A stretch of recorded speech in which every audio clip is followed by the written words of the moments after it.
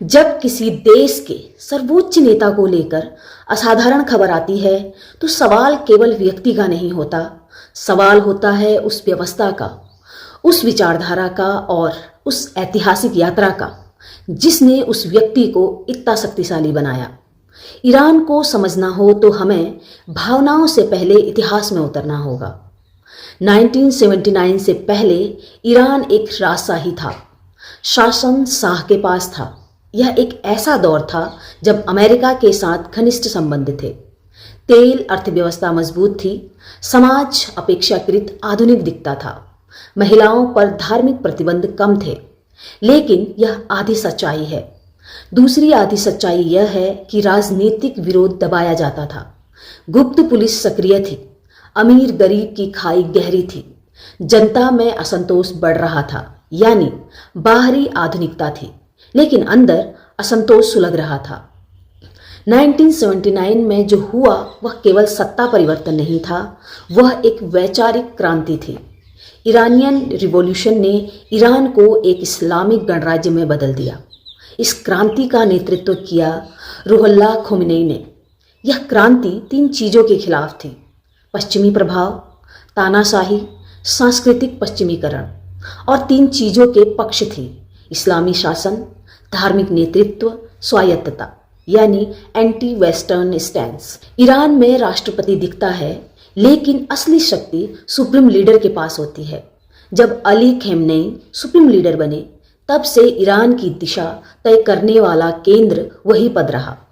Supreme leader सेना का सर्वोच्च कमांडर, न्यायपालिका पर प्रभाव, विदेश नीति पर निर्णायक, परमाणु कार्यक्रम पर अंतिम निर्णय। यह एक लोकतांत्रिक ढांचे के भीतर धार्मिक सर्वोच्चता का मॉडल है। किसी भी लंबे समय तक शासन करने वाले नेता के साथ 2 तरह की विरासत जुड़ती हैं। समर्थकों की दृष्टि से उन्होंने पश्चिमी दबाव के सामने झुकाव नहीं दिखाया, ईरान की धार्मिक पहचान को बचाया, देश को बाहरी हस्तक्षेप से बचाया।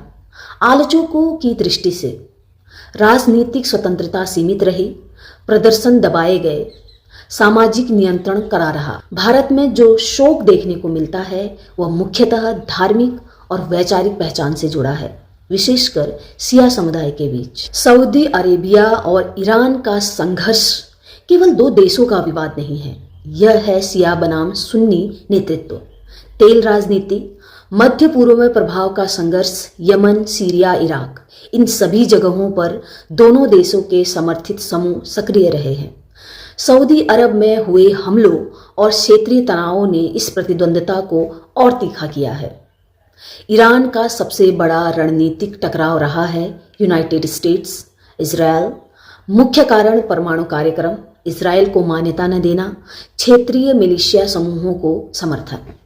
अमेरिका ने आर्थिक प्रतिबंध लगाए, इजरायल ने इसे अस्तित्व का खतरा बताया।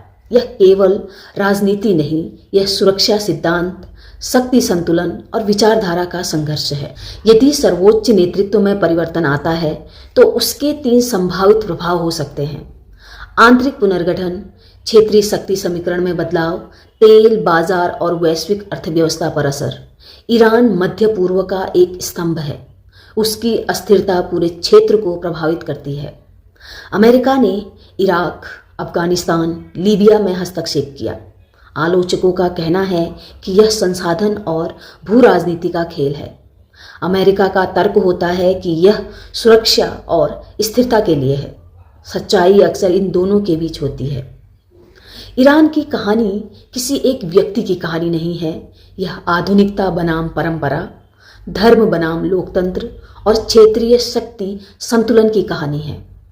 जब हम किसी नेता की मृत्यु या सत्ता परिवर्तन की बात करते हैं तो हमें केवल भावनात्मक प्रतिक्रिया नहीं बल्कि ऐतिहासिक संदर्भ और संरचनात्मक समझ के साथ देखना चाहिए, क्योंकि इतिहास व्यक्तियों से जुड़ा होता है और व्यवस्था व्यक्तियों से अधिक स्थायी होती है।